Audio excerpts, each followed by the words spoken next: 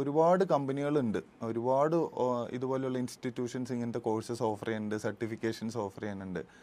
Y എഡ്യൂഫ്ലെയർ എന്നുള്ളൊരു question ആയിരിക്കുമല്ലോ. അപ്പോൾ അതിനെന്തായിരിക്കും ഒരു ഉത്തരം? നമുക്ക് പൊതുവെ എന്താണെന്ന് ചോദിച്ചാൽ നമ്മുടെ വിദ്യാഭ്യാസ സമ്പ്രദായത്തിനൊരു ന്യൂനതയുണ്ട്. ഈ ന്യൂനത എന്ന് പറയുന്നത് നമ്മൾ എപ്പോഴും എന്താണെന്ന് ചോദിച്ചാൽ ഒരു തിയററ്റിക്കൽ ബേസ്ഡ് ആയിട്ടാണ് നമ്മൾ പലപ്പോഴും കുട്ടികളെ പഠിപ്പിക്കുന്നത്.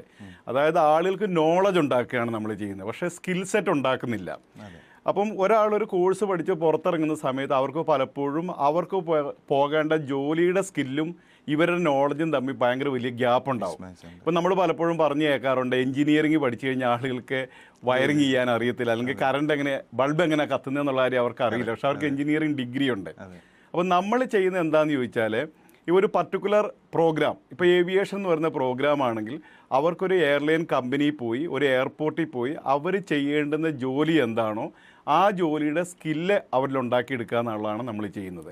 അപ്പം ഓരോ പർട്ടിക്കുലർ എയർലൈൻ കമ്പനികൾക്കും ആവശ്യമായിട്ടുള്ള ഒരു എംപ്ലോയിക്ക് വേണ്ട സ്കില്ല് നമ്മൾ ഡെവലപ്പ് ചെയ്ത് അവരെ ഇൻ്റർവ്യൂവിന് പങ്കെടുപ്പിച്ച് ആ ജോലി അവർക്ക് വാങ്ങിക്കൊടുക്കാനായിട്ട് നമുക്ക് സാധിക്കുന്നുണ്ട്.